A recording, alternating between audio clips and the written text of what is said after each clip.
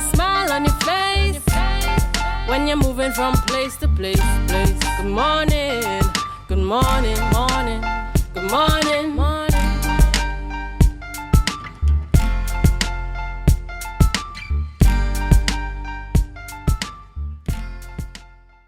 Viewers, thank you so much for staying with us, and of course, welcome back to Tobago Updates Television. And we're talking sports this morning. We just had Brian Brung, head coach of Jarwick Titans, talking on cricket.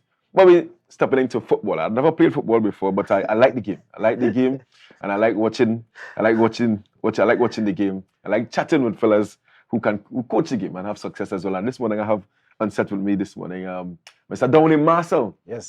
People know him in Tobago as Tati.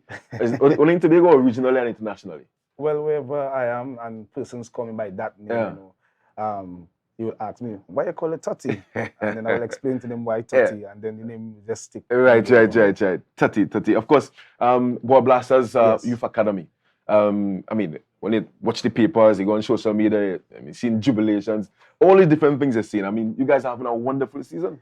Of course, in all things, we give thanks for that, Marcus. And what you are seeing is evidence of the hard work that we have been putting in post-COVID. Yeah. You know, the kids have been working extremely hard. So this is just the results of all the hard work that we have put in since then up till this very moment. Yeah, and tell me about the tournaments that you guys have actually played in up until now, and of course the success of those tournaments. Well, from the beginning of the year, we won the NLCL on the 19th Tobago leg. Right. That was the first tournament for the year. And then we went on to reach the semi-finals in Trinidad, and we came fourth. We lost to Double Connection and Penalty on the 19, right? On yes. Double Connection. That's big names, yeah. I mean, and Penalty Kicks. And to be honest, we had one of the youngest team in that tournament because a lot of our players were 17, 16, and we had like about 5 U14 that starting on that team. So, you know, I'm expecting this year, when the tournament comes around again, our boys will be a bit more experienced and a little bigger, you know. We give thanks to that, and then we had a few small tournaments. We had the Coaching School Cup, and then we went on to Barbados for the Barbados Cup in Easter. Yeah. And our U13 team did exceptionally well. We won that tournament without losing a game. And from that moment onwards, you know, these tournaments keep coming thick and fast. And of course, you know, the kids have been really responsive. But that being said, you know, you see, without your staff, Boa Blasters have a very good staff. Very good staff, yeah. And then you demand on the parents the commitment. So without that commitment from the parents and that support from the staff, all that we are doing now would not have been possible. So I'm grateful to all the staff at Boa Blasters Youth Academy and the parents. Blessed morning to you, hats off to you, and continue to support the vision. Yeah, I like the fact that you mentioned the parents and your staff, because what I have seen over the years, if you go to like Phoenix, the first person that comes to mind, Terry Williams. If let me say you go to Stokeyville, Flabber. It's like people see one person, but you don't really see the backroom of persons working behind the scenes, because they need that support. Of course. And especially dealing with youngsters. Of course. Because I mean, you have what are the age groups that you have at your academy? We start from as low as 5 all the way up to, well, now we have kids reaching 17, 18. Because remember, we started from a complete program you have. So when we started in 2018, we had you 8, 10, 12. Right. So now those 12-year-olds are you 17. And so now that we have all the babies, they are now. Yeah. So when they get to on the 19 level and they get into that senior, what happens to those players? They go into your community team, Bethel United. What happens there? Or you expect that? Well, to be honest, expect that coming through the program, they get onto national teams. Well, of course. Well, the aim is always to push our kids outside, you know, to scholarship with further education. Fantastic. And even go out to trials on some of the bigger clubs. Yeah. You know, when I say bigger clubs, doesn't have to be the Manchester United or Chelsea, because to fight up with these top clubs, Real Madrid, Barcelona, they are looking for the best of the best. Yes. But there are other teams, Levante, Burnley, West Ham, the smaller teams. You see, you just want to get in the system. And from there, then you may reach on to a higher level. You understand? But with regards to local football, our application to become members of the TFA, Tobago Football Association, we sent that in.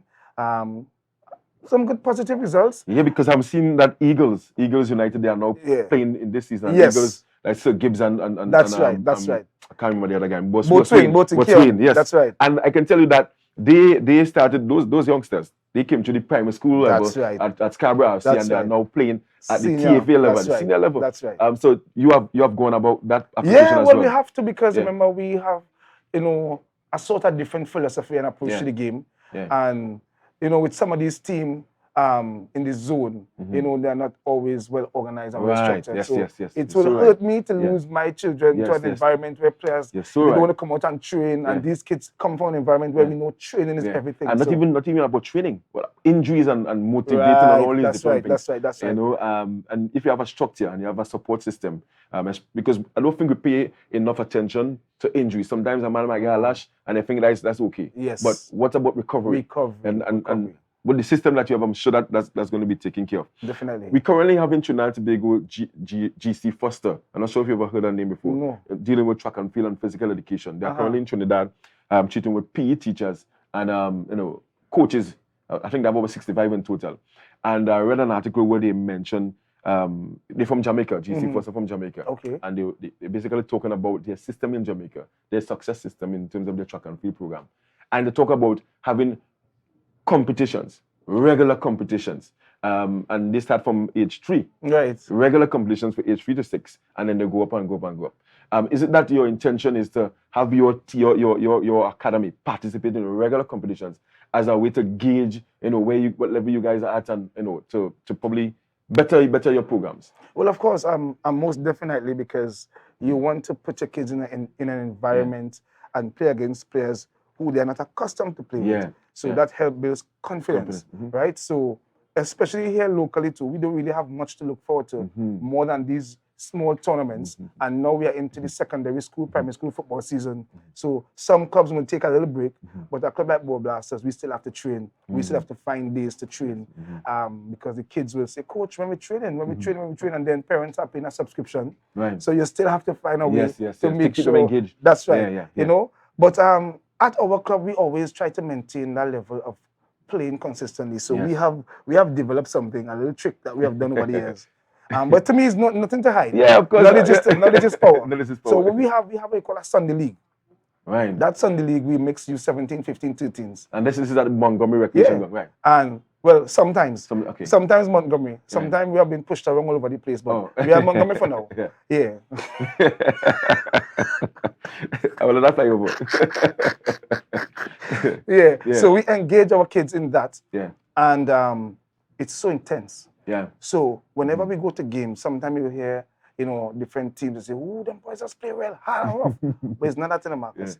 We play on a high level consistently. So when we go to tournaments now, that hunger, you don't have to do much in terms of motivating and telling them, you got to go out and play hard today. It's a built-in, it's automatic. So how you train? I was not going to mention how you play. Yes. So we have been doing that for quite a while. Yeah, now. and I've heard about your off-the-field program as well, in terms of, because just this morning I mentioned Chris Roberts. He got like 7 grade 1s and 1 grade 2 from Bishop's High School. That's and he wonderful, is a student athlete. Very Congratulations good basketballer. to you, Mr. Roberts. Very good basketballer. And I've heard about your program in terms of having the some parents who can give back in terms of academics. Yes. I mean, tell me about that program. Well, that's something that was really one of the backbone, of the youth academy. It was to marry academics with sports because, come on, Marcus, you come from a culture where some of the most talented young people in Tobago. We will go through school. We are the most popular guys in school because we're playing sports. Yes. After school, you see the boys who we call the nerds in school, those, they now become the superstars because they're the ones going to the business and owning the business. But the boys who are playing football now on the streets. So I'm like, why not develop a youth academy where you can do that at a younger age so these kids can understand how to balance between sports and academics. But we have been struggling with that a little bit because initially, we have been doing that at the grounds at Montgomery. But in terms of comfort to having the kids sit down on tables to do the work and thing, we have been really struggling with that, to access a space, to store table and chairs. So we have So is this a plug now? You guys want a home. What's your capacity like in terms of numbers? Numbers in Ball Blasters? Plenty. Plenty as a number? Plenty. We have a good bit. Right. And you think it's time you have outgrown Montgomery, or not outgrown Montgomery, but you think there's need for a place you want to call home. Well, yes. Right. Home. Yeah, there's always, there's a scripture verse. I know you go to church. I don't know if you still go to church. Yes, of course. I still go to church, yeah. Blessed is the child Yeah. that have his own. When you have your own thing, you're flexible, you can do what you want. So I think the vision of Ball Blasters, and I'm pretty sure the vision of many sports organizations in Tobago, you are limited to what you can do in the facility owned by the government. Yes. Because you might want to and you have to share because you have to share. Thank you very much. Yeah. So I don't think it's we alone or any government facility. But if you have a vision to do something different with kids, because of course, you talk about recovery. That is something that we want to have a recovery room. Right, even where we'll gym. That's right. You know, because sometimes when the kids come up for these injuries, sometimes you have to do some. Yes, strength. That's right. So we can't do that at the government facility, So if we could acquire our own home, if anybody out there is leasing land, Ball Blasters Academy, we are willing and ready. So please contact me, 718-3253. Call me as soon as I come off. And the Lord will bless you. Because I'll have plenty. Yes. Yeah. So, but we are grateful still. At Yeah. the end of the day, we started there. Yeah. And thanks to the government of Trinidad and Tobago for providing all these sporting facilities so kids can come off the field. So we are not donging them. Yes. But at the end of the day, sometimes you want to do things, maybe a sports room, maybe a TV room where you can come and watch games. Yeah. And that will not be only for Ball Blasters. Anyone who uses the venue. Of course. We are one Tobago. That's how I know it. So I'm grateful. Yeah. I'm grateful. And of course, your successes have not gone unnoticed. I saw this year where you guys won some awards at the Youth Awards as well. Yeah, man. Yeah. We give God thanks for that. We didn't. Trust me. We were invited to that award ceremony. Yeah. And honestly, I didn't expect to win anything. Yeah. And what was some of the awards you won again? We won most outstanding youth organization, most improved organization, and I think I won. Mentor? Yes, youth mentor for Fantastic. Congratulations. You're minding my business. Congratulations. It's sports, and you see, when someone, because you're a father, a husband, and I'm sure you are 84 person as well. You have a day-to-day job, and you take time to develop our youngsters and give back to the community. That's something that should not go unrecognized and should be praised. And we want that in every community. All right, Downie, what's next for the club? Well, we always have plans. We were invited to come back to Barbados. But as it is right now, as I said, we are kind of on a little down period because, of course, with secondary school football. SHSS, Signal Hill Secondary School. So my focus now just go a little bit across to Compre.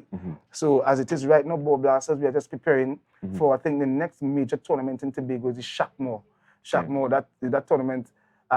Right. That's our prestige. Lambo. No. When the most on the Shackmore. Oh, right. The people in terms of the Tobago Youth Football League, Shaki McClatchy, he's from Tobago. Yes. Right, that tournament is a prestige tournament. Right. You have teams from Trinidad and Tobago and outside of Trinidad. And when is that going to be held? I think it will be first week in December. If school closes Friday, it will be the weekend of that week. Yes. And this is going to be the second edition? Third. The first one was just before COVID. Right. And then we had the one last year. The second and I suspect your teams are defending champions. Well, in the U13, no, in the U10 we are defending champions, and we came third in the U13 last year. But we're going to try to improve. And playing against some of these teams from Trinidad is not that easy feat because the talent pool in Trinidad is so big. So some of these teams when they come to Tobago, we have to really be up there. But we'll continue to improve. Yes.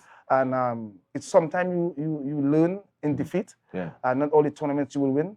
But once the kids enjoy themselves, we give thanks for that. Downie, thank you so much for being with us here this morning. And just before you go, in case someone wants to join your academy, you can share a number or where they can join. Well, of course, Ball Blasters Youth Academy. The number to call is 718-3253. You can always get us on Facebook, Instagram, and TikTok at Ball Blasters. You know what I mean? Well, at the end of the day, Marcus, you have to be relevant. And the kids, the youngsters on TikTok. But of course, let me shout out to all the parents and all the staff members, and of course the entire team. I love you so much and the support. Thank you guys so much. Thank you Tobago Updates for inviting me. Fantastic. Thank you so much. Thank you so much, Mr. Marcelle, otherwise known as Tati. Yes. Of course, short sporting morning. I need to petition to the producers here, and of course the Tobago Updates have a longer sporting morning. We have so much to talk about sports, Downie. And before we wrap this morning, I want to remind you guys next week, Independence Day.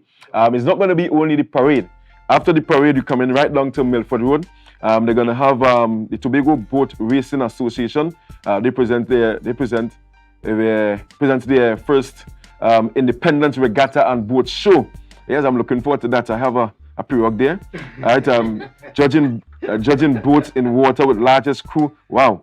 I think they're going to have some swimming races, kayaking and all these different things. So look forward to that next week on Independence Day. I think that's Thursday. Yeah, so it's not about the parade only. Come next week. So guys, thank you so much for being with us this morning. Of course, Tobago Updates Television. I'm going to hand you over to, of course, Candice Jackson. Good morning, Tobago. Short break. Come back to Candice.